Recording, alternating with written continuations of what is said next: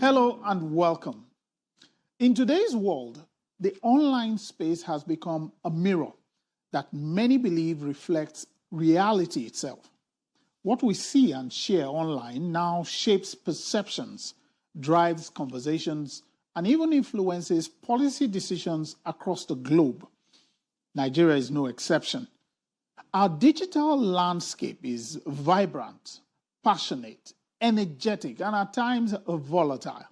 It's where citizens express their hopes, their frustrations, and demands in real time. But how does the federal government engage with this dynamic space? Are the voices of Nigerians being heard? And are their concerns addressed? To help us unpack these questions and more, we're joined by the Senior Special Assistant to President Bola Tinubu on digital and new media, Otega Ogra.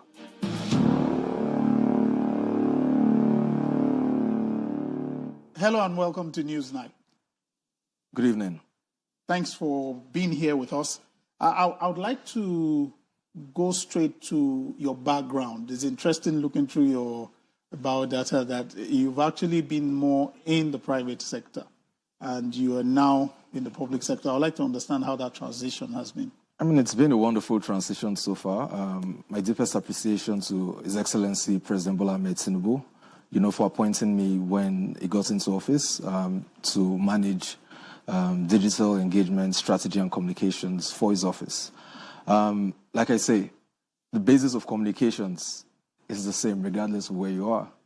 You need to know your customers, like they say in the bank. You need to know the people you're talking to. You need to understand what their nuances are. You need to understand their behavioral patterns. You need to understand what moves them. You need to understand what platforms they interact with, how they want to be interacted with, and build strategies around that to communicate with them. So moving from the private sector to, public life has just given scale to something that I'd always done, for the entirety of my career, spanning international development, the financial services industry, and more recently, manufacturing, So it's basically, taking what I've perfected over time, relationships I've built over time, and applying them for, greater impact, at a national level. Scale is very important in this case. And then you have to also be very, very careful the things you say, how you say it, because even the most well-intentioned statements or word can be misinterpreted or misconstrued by, our citizens out there. So you have to, have multiple levels and layers of validating not just the facts that you're putting out there, but how you're putting those facts out there. So it's been an interesting 2.5 years or so far, and I look forward to doing more for Mr. President because he's well-intentioned.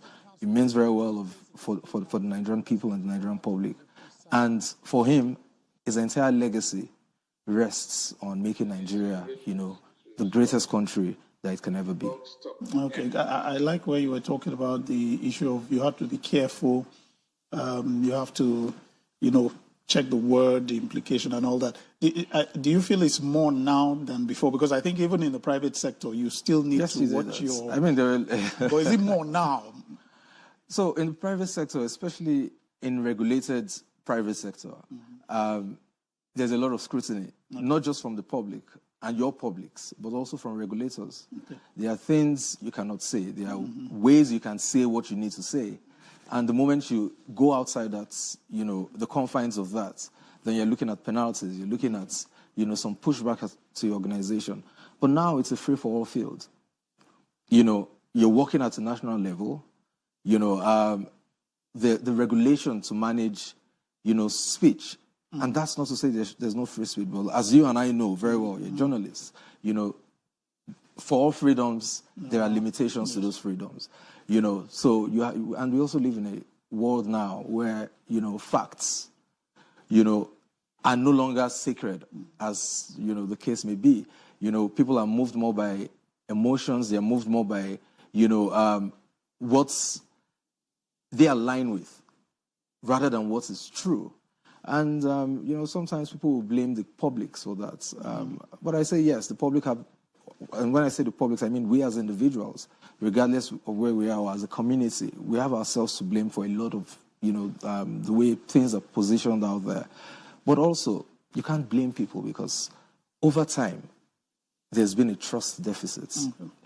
So the biggest issue so far has been how do we, narrow that trust deficit, that gap, by being ahead of the news, by being, truthful. Because, yes, again, though they say time reveals all things, back in the days before the social media and digital world that we are today, when you say something that is true, even if the public doesn't believe it, over time, the public aligns. But now, it's no longer the case. So you have to bridge. Without trust, there's so little that can be done, as a public communicator. But we have to keep doing our best. We have to keep supporting, Mr. President and his administration. And, hopefully, things just align. I think for me, I want to know how much or how well does the issue of this social media and online, how does it affect or how does it influence the strategy and the communication coming out of the presidency?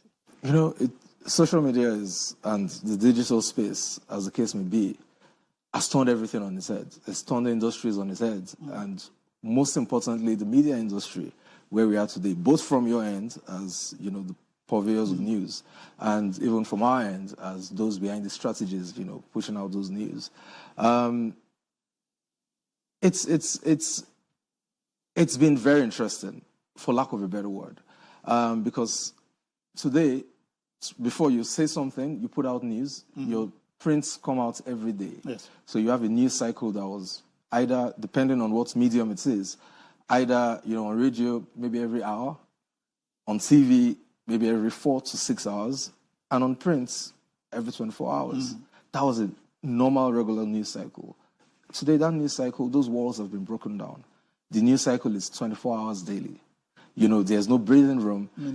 So things are coming by the second. You said minutes, but I'd rather say by the second or by the milliseconds. And you have to be able to stay on top of it all. You have to be able to see through the noise and pinpoint what exactly, you're trying to achieve, what exactly you're trying to focus on, what exactly people are trying to even tell you, so that you can respond or put in place appropriate communication strategies, to close that knowledge gap, as the case may be, or information need, by the public. Well, but how does that affect how you communicate, what you want to communicate? Of course it does. How does that do? Of course it does. Before, you had to trust that an editorial team sitting behind a newspaper or a radio station or TV station would do additional work on whatever you push them. They had staff within that would also go out to validate whatever it is you're saying.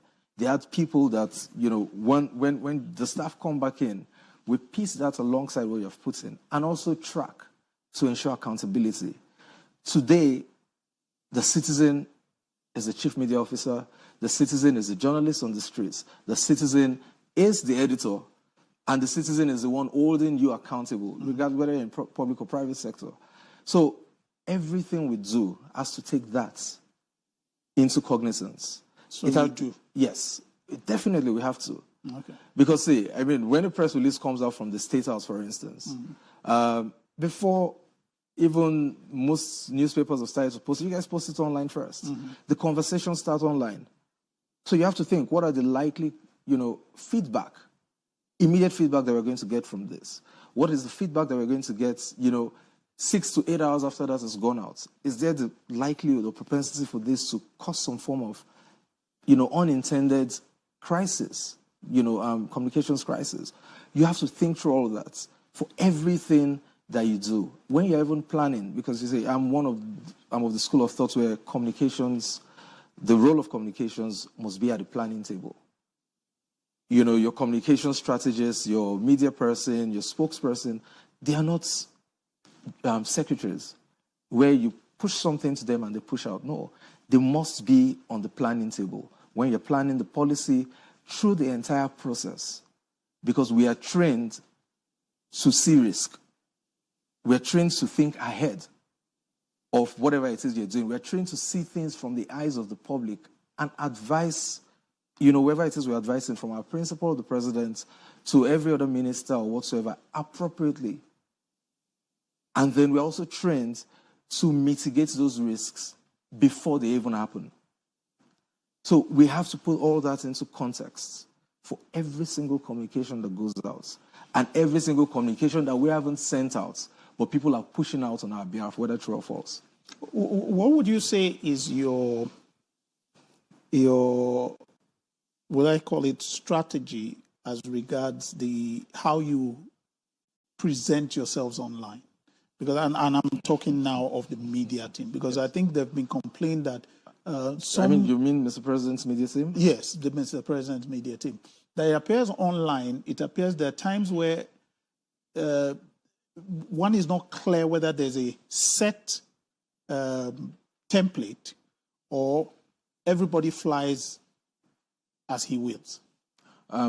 Actually, in what you see as disorganization, there's a lot of organization there. But also there are divergent views on how to approach this. And that's the beauty of, the team that we have. You have to appreciate that everybody has their own individual skill sets.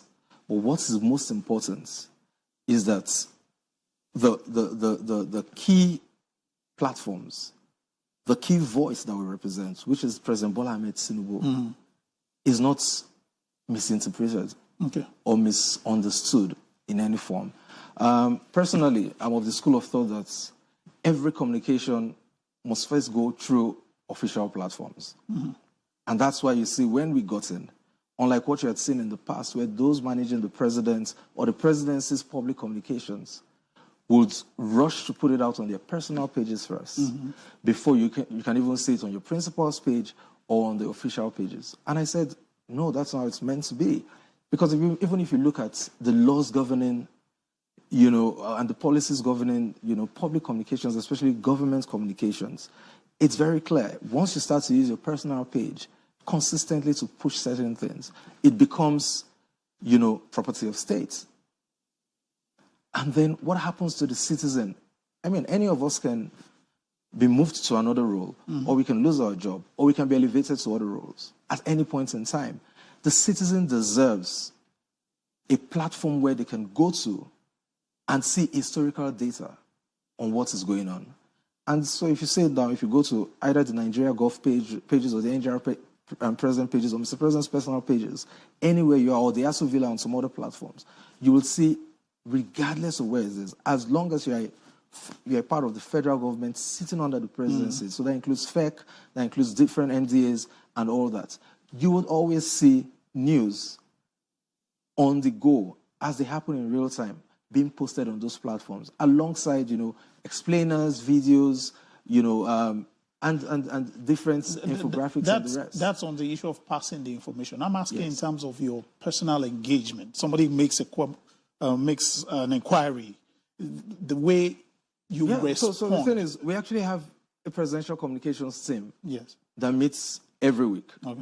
And as the case may be, if there are ad hoc issues that comes up, we sit down together, we analyze it. And where we cannot sit down, we have our e-meetings. We analyze these things and decide, okay, how best should we channel it? So even when you see an official response to something like that, you still see individuals who have been tasked with responding more often than not, provide responses to this thing. People don't need to see the work that is going on behind. They just need to see the results. But let me say something. Human behavior and responses to things are very subjective. Regardless of what is put out there, there would always be a section of people that would have either something negative or positive to say about it. What is most important is not acknowledging what those people are saying about how you have gone about managing, whatever situation it is, but it's our own responsibility to take that feedback and, go back, look at it, and see whether it aligns with what we intended to achieve. So we're not just communicating most times. It's an entire loop. You know, information goes out, feedback comes back. We plug that feedback into our own models, into our own strategies, and see whether there's any significant effects, you know, or there's need for us to make any significant change to how, you know, we are responding. Okay, let me go to one thing that I think is a concern for a lot of people, and it's where you play. Online right now, across the world, the concern is about fake news, is about misinformation, and that's before we come to the issue of AI.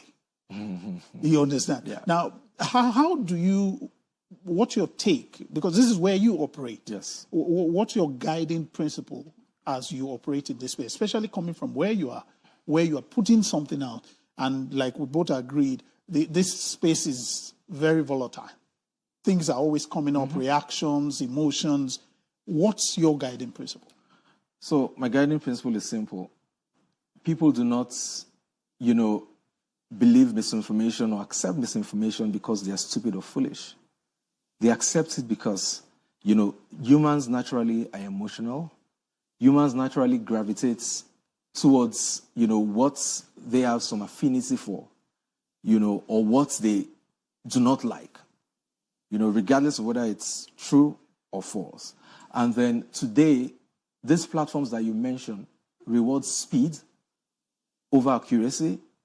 It rewards, you know, engagement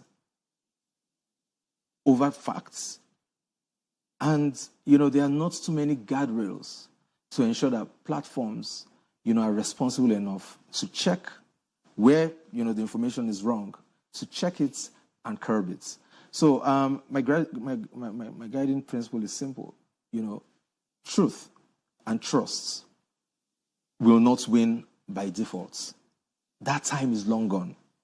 It's only win by us, you know, being consistent, us continuing to put the truth and the facts out there, us prioritizing, you know, the data as is over unnecessary propaganda, and ultimately us being in tune with the public so that we can start to rebuild the trust that historically had been lost between the governed and those that are governing. And great for us, our principal, Mr. President, President Bola Ahmed Tinubu, His Excellency, has ensured, you know, is not one to play to the gallery. He's a straight shooter, he shoots from the hip. And I do not think any of his aides have the temerity or, you know, the guts to tell lies when your principal would not accept it. It would call you out of it, and you'll probably be penalized if you do that. So we'll keep prioritizing, based on these principles, we'll keep prioritizing the truth, we'll keep prioritizing facts, and for us, most importantly, we need to keep, you know, or increase the pace of pre-bunking news and putting things out there before anything even occurs, because we have the tools to be able to see these are the trends, these are where people are thinking, this is where, you know, public sentiment is going, and, you know, provide information and answers before it even happens. I want to piggyback on the point you made there, the issue of guardrails. Some people are of the opinion that government needs to do more to protect citizens from the dangers of fake news, misinformation, and all that. Where do you stand on this? I totally agree with that. You know, most times when people hear fake news and misinformation, they are looking, or when those conversations come out in terms of providing legislation to regulate those spaces, most people look at the conversations from a political perspective. And I think that's doing the Nigerian people and the Nigerian states a disservice. A simple WhatsApp message, sometimes even though well-intentioned, on how to take care of your health or an health issue, can lead to unintended public health, you know, consequences for the general public. So I'll give you an instance. A couple of days ago, a young person was bitten by a snake, and the person passed on. And since then, I've seen numerous WhatsApp messages, chats in groups, telling people that, oh, whenever a snake bites you, Don't. You splint it and tie it up. But the truth is, I mean, I studied public health as my first degree. The truth is, when you do that, more often than not, the person does not survive because different snakes and different venoms act in different ways. In fact, that actually might cause even you to bleed, to die faster, because the moment that is removed, the venom spreads faster and hits your body in a way that... So someone putting that out, imagine the number of deaths we have in this country by snake bites. What that can do is the public is already misinformed because of that, because those strategies have spread. And in future, we might see an increase in fatalities as a result of that. So it's not always a political conversation. Secondly, you're seeing the rise of people, because now social media is no longer about, having the truth or the facts out there. People are just putting things out there. You can't say certain things that we say in Nigeria. In some of the countries that, sponsor some civil society people to come fight about regulation here. A lot of things that I see Nigerians put, is a group of Nigerians put out there. If you did that in other countries, you would have the police knocking at your door. Your fines or, the punishment for that is very clear. But here, once you try to checkmate that, the conversations are always there by those who do not mean well for not just the current crop of Nigerians as we have, but even our generations yet unborn, is that government has no business regulating how information is shared or used. No, government has an obligation and a responsibility to put national interest first. If that means providing a framework under which people can interact with themselves safely, in a way that does not inflame, in a way that doesn't cause, that doesn't put national interests at risk, then the government has a responsibility, not only to Nigerian, but the Nigerian people, to put those guardrails in place. The next question is that other people are asking why government has not done that. Yeah, because the government tried, on a number of occasions. I'm sure, as a journalist, if you look at the data, you would see that over the years, there have been attempts to bring in some form of regulation. Yeah, but in fact, if another administration even took a very drastic step at some points and, stopped access to certain platforms in this country. Can I say they were right or wrong? No, I don't have the data that they used to make those decisions then. But the Nigerian people fought against any form of regulation, saying, our laws are robust enough, to cover that. But no, laws are not meant to be static. Laws are meant to be, to move alongside the times. Laws are meant to reflect, justice, equity, fairness, but also reflect what your national interest is and put that above all else.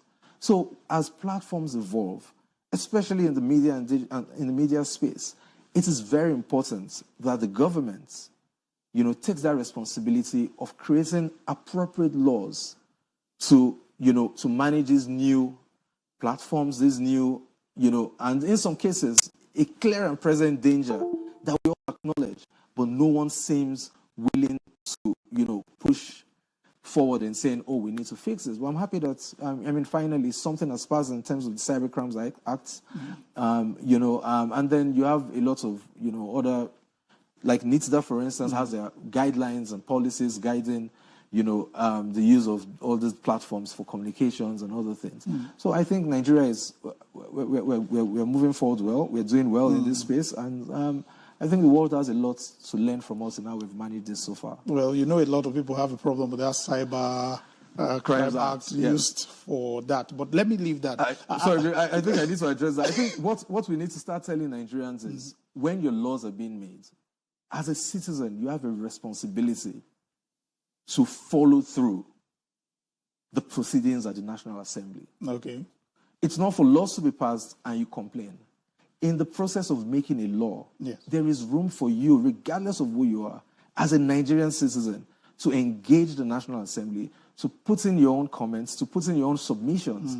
And that is considered by people that, different sections of the countries have elected to go into those places to speak on their behalf. So when you are participating, participative governance, when you participate in that process of making laws, I think chances are that you can nip things that you don't want as a collective in the boards before it even happens. Yeah, but some will also tell you that's why there's room for an amendment. Yes. There's a situation where a law is passed, and in the application, it becomes clear that it may have unintended, or if people feel it may be stretching their rights or whatever, they can still say, bring that up.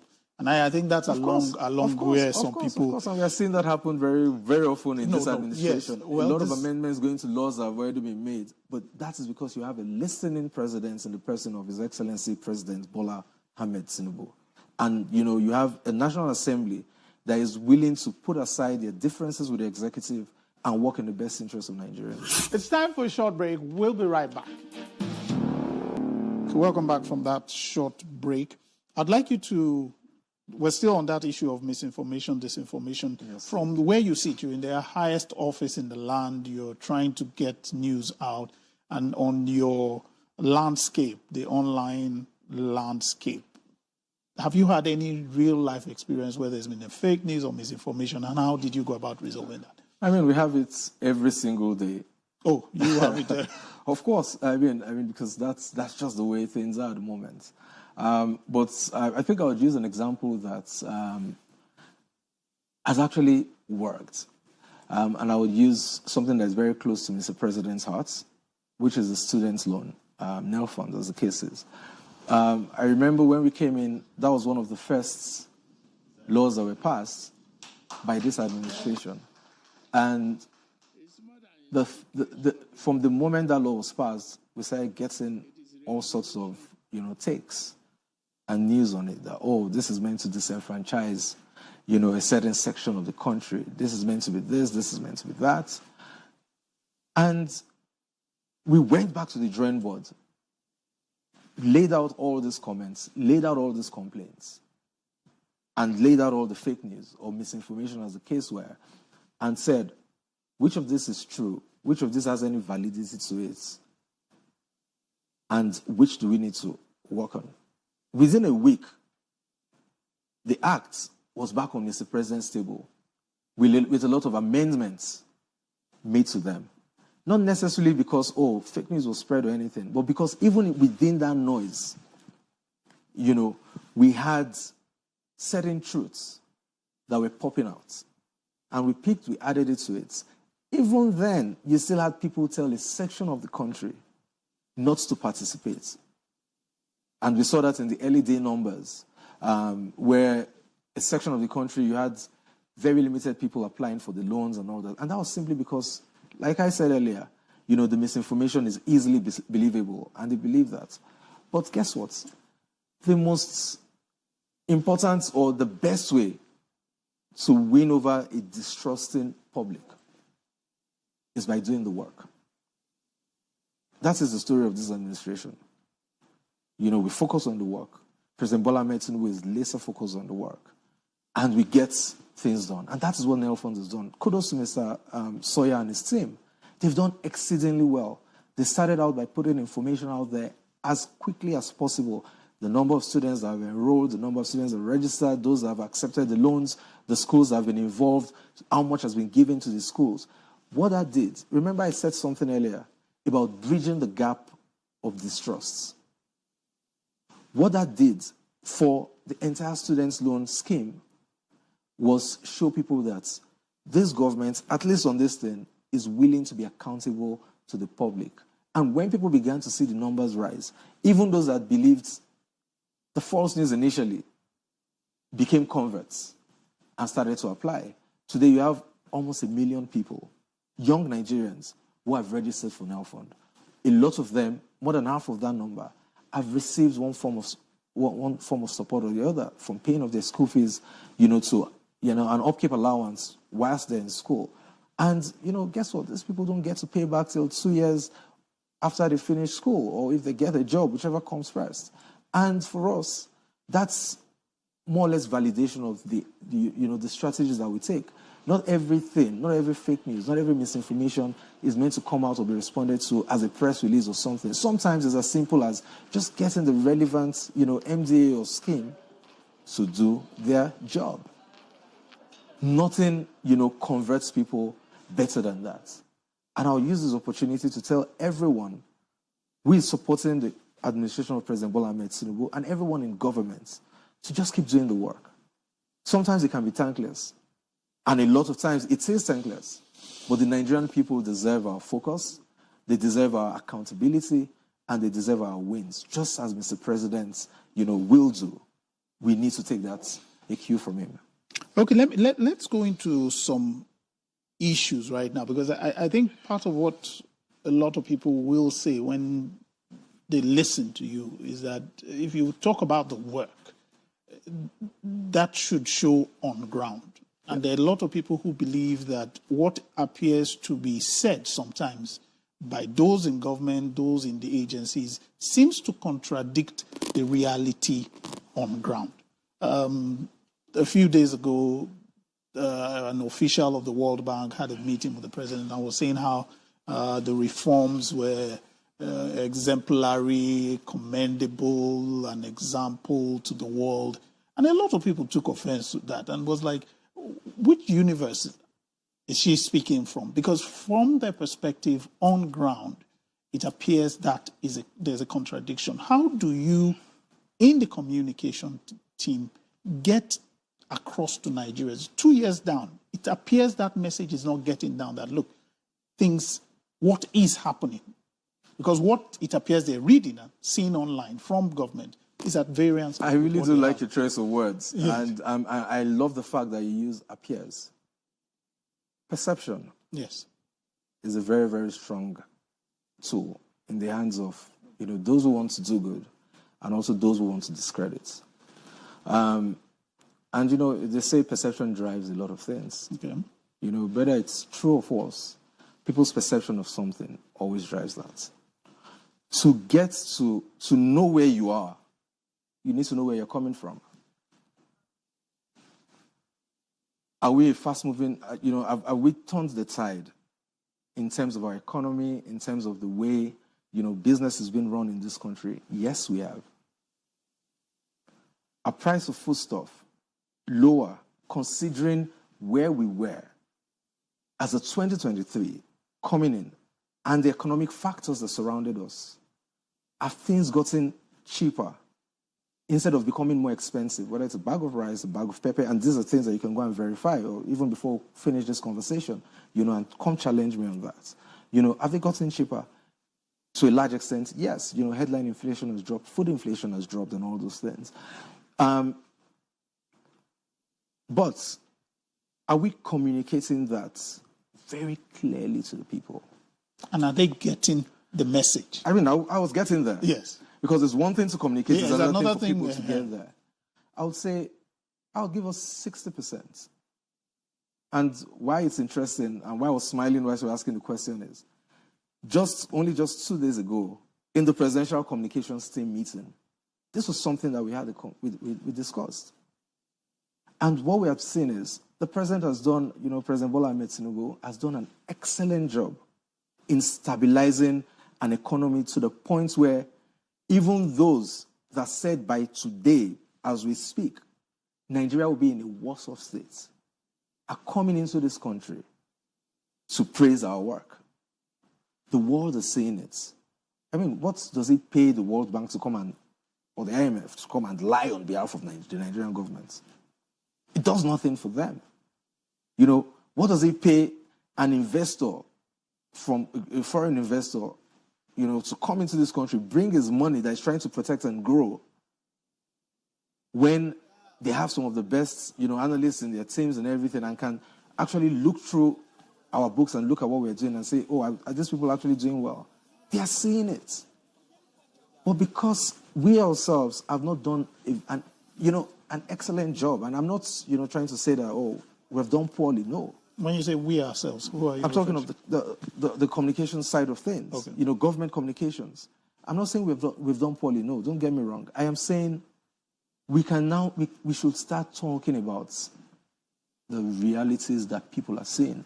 And I'm not acknowledging, whatever the challenges are. Let me give you a case in point. Every single time we've spoken about the Lagos-Calabar Highway or the Sokoto-Badagry Highway, we tell you how many kilometers of roads. Yes. You see people taking drives on it. You see, third-party feedback as to how this is easing their lives, even though it's not complete. Just a small phase has been completed so far. But guess what? What are the real stories of that road? You have over 20,000 Nigerians gainfully employed, feeding their communities. People that had no jobs. Many that would, have to wait. Okay, maybe a job comes up. They get maybe one job in every month or every 2 months. Across different fields. Artisans, educated engineers, across different fields. White collar, blue collar, working on that road. And that's minus the indirect economy. And jobs are being created and sustained by the Lagos-Calabar Expressway alone. These are hard facts. These are the people that their lives are being touched.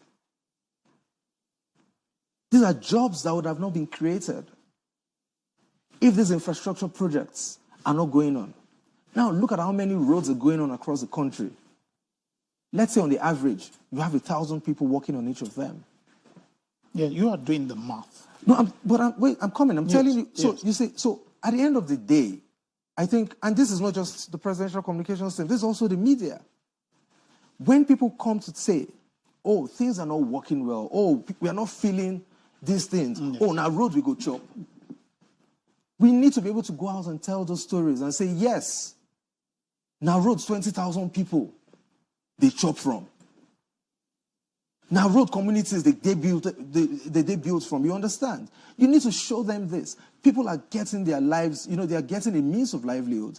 People are living lives that they never thought they could live. People are having a consistent source of income to take care of not just themselves, but their families and their communities from all these projects that are going on. So many a times the conversations that we have out there are not just infrastructure conversations.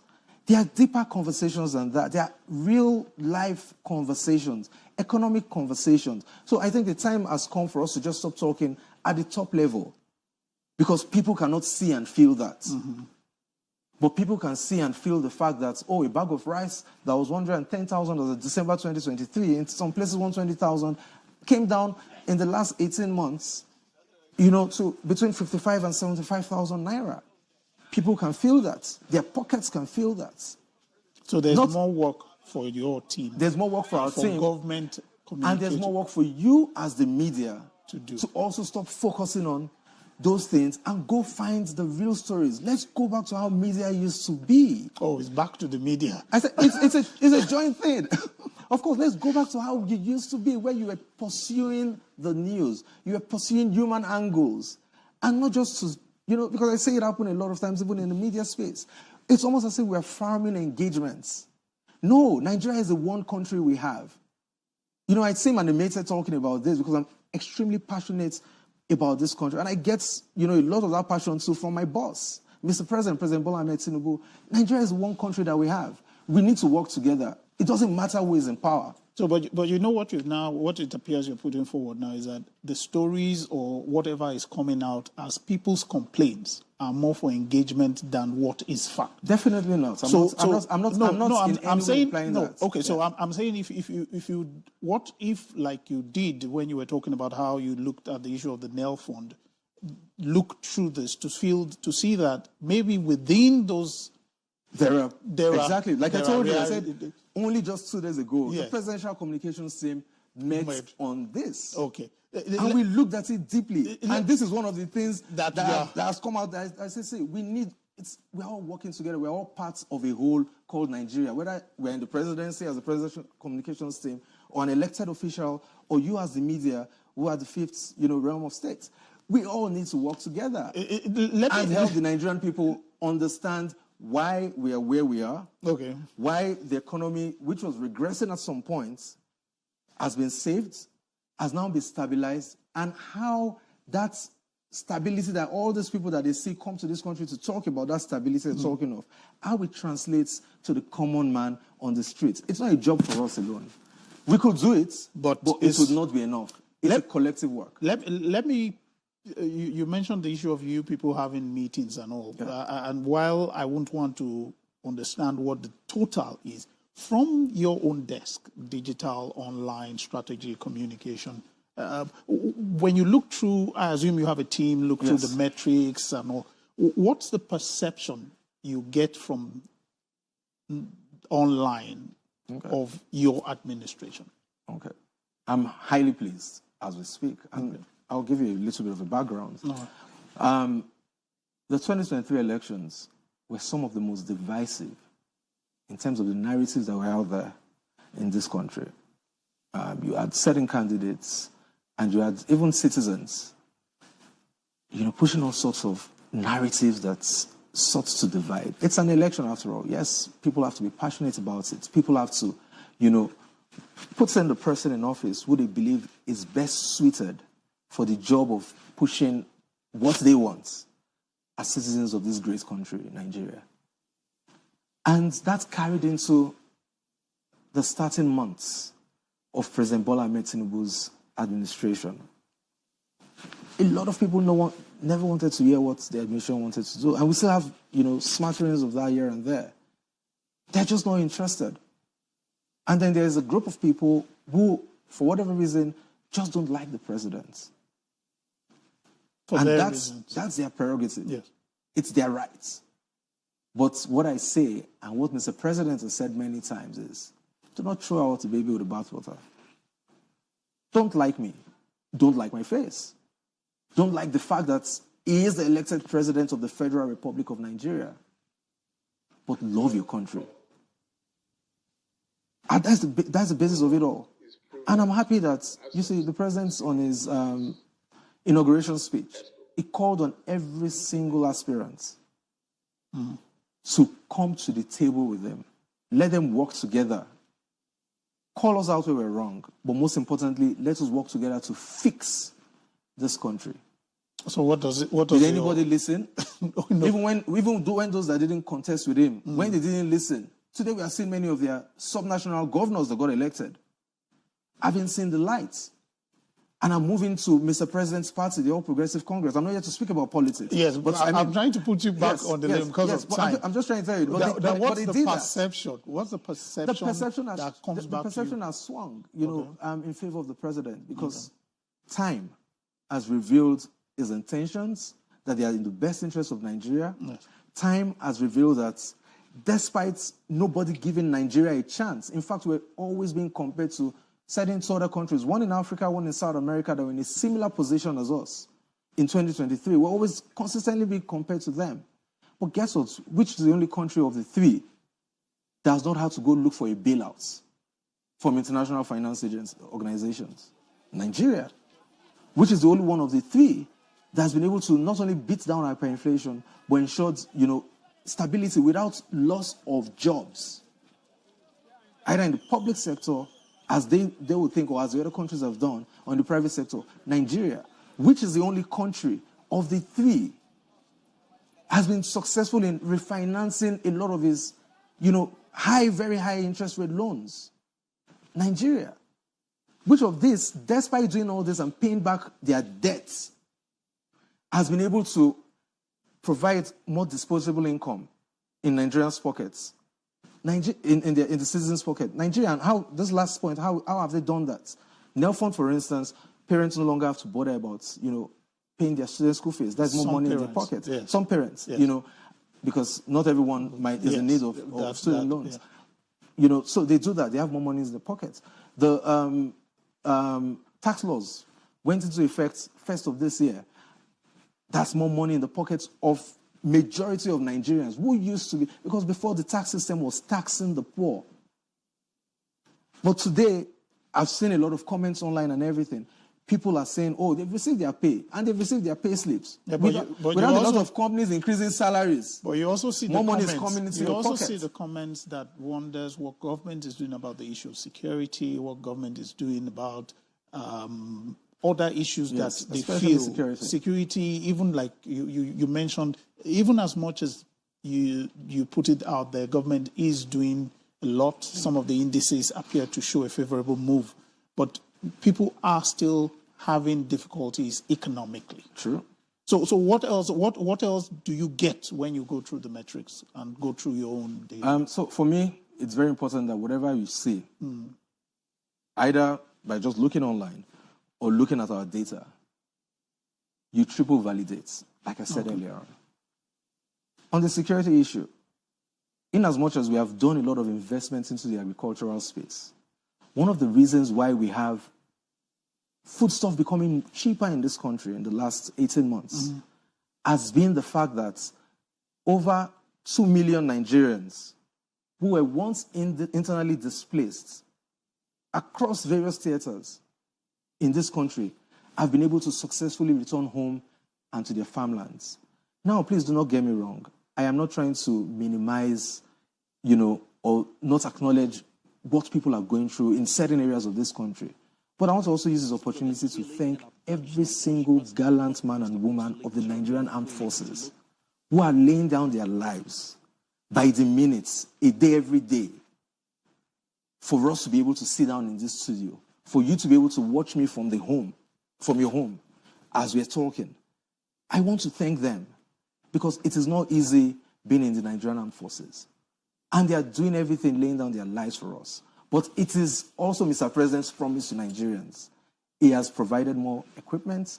He has provided them, improved remuneration for them. And we're also looking for ways to increase our partnerships with other countries, including the United States, who align with our vision. It's not about person. It's not about our personal feelings. It's not about personality.